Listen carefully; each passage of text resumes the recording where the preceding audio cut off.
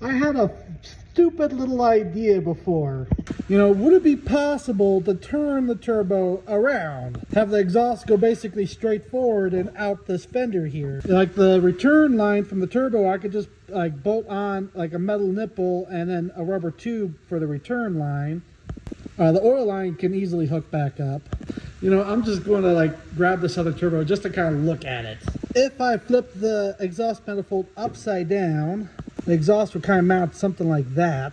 It might still clear under the hood. Now, like I can rotate this down where the boost elbow angles forward. So basically the exhaust will come out, out the side. The boost will come underneath the exhaust into the intercooler. But that's going to shove the compressor almost right up against that firewall though.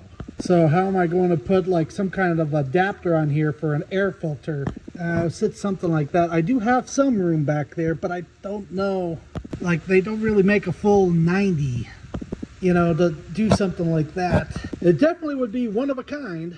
Something like that, you know, by reversing like that, it doesn't stick up as high.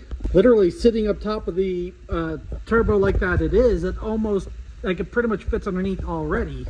The only thing I'm going to run into is how am I going to supply air to the turbo? I should say clean air.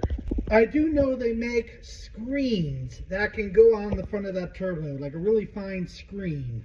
But like I don't want the fine dust getting into it, like into the system and like clogging up the intercooler or damaging the engine.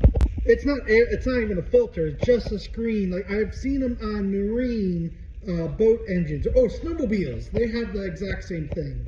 Snowmobiles just usually have just a metal grate or screen on the carburetors.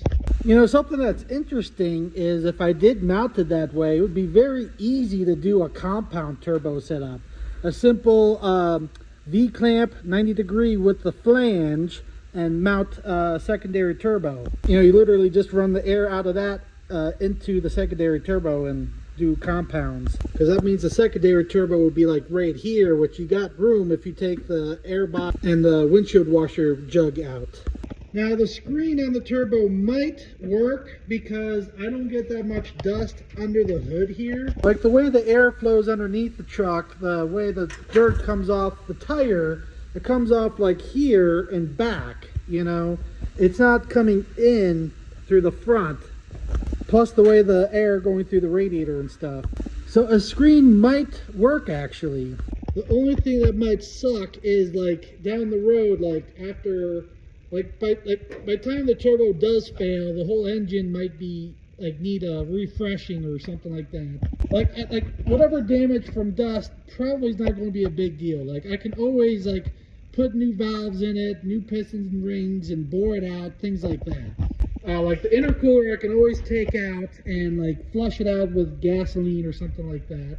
So maybe I will do something like that, you know, change it up.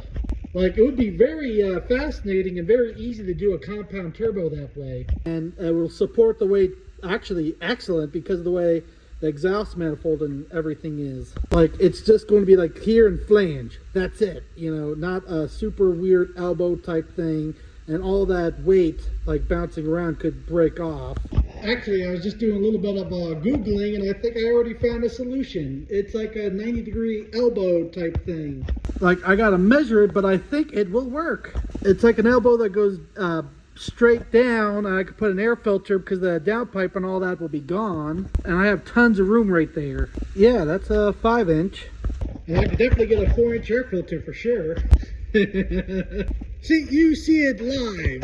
Problem solving things before it even gets started. Redneck ideas. Like I said, I'll have, without the downpipe there, I'll definitely have room. And then I'm also taking that heat exchanger out of there. And the exhaust temp gauge, it's no big deal if it comes up into the bottom. Now the oil feed line for the turbo, I'll have to get a longer one. And it's going to have to go like up and over top of the exhaust, or I need to get like a really long one that can go down and underneath and up. But yeah, this is definitely an idea. Well, after measuring a few things and doing like some mock-ups and kind of fitting things together a little bit, also kind of using that as like a template, and with that rubber boot, it looks like it's possible to turn the turbo around, and I might even use my original downpipe for the 90 to go out the fender. And in the future, if I want to do a compound turbo, it wouldn't be hard. And it looks like it's not going to be hard for me to do a oil return line. Basically, I was looking at cutting the original pipe, you know, after the elbow there, and just do a rubber hose down into the return of the block. That way I can put it pretty much anywhere I want. And if I do a second turbo, it's not hard to put like a T fitting in there or a Y and add a second return line. Same thing with the oil feed. I could just put a T adapter in and do a second oil feed line. Now it looks like I might have to grind a little bit off the little edge right there on the turbo and a little bit on the corner of the manifold, just to be sure that it has room to clear. So basically it will come off the turbo and down with an air filter right there. That's it, you know, because I got all this room without the transmission heat exchanger there. Also, like the exhaust side of that turbo is not going to stick out much more than this flange already. So basically, as long as I reroute the return a little bit, I got all this room here to work with. And it would be very easy to do a 90-degree with a flange right here for a second turbo. And also, those that block, because it's a newer block, does have two oil returns. There's the one there in the front, and then there's like a second one there in the back. It's just a plug that you got to pull out and then like tap in the nipple.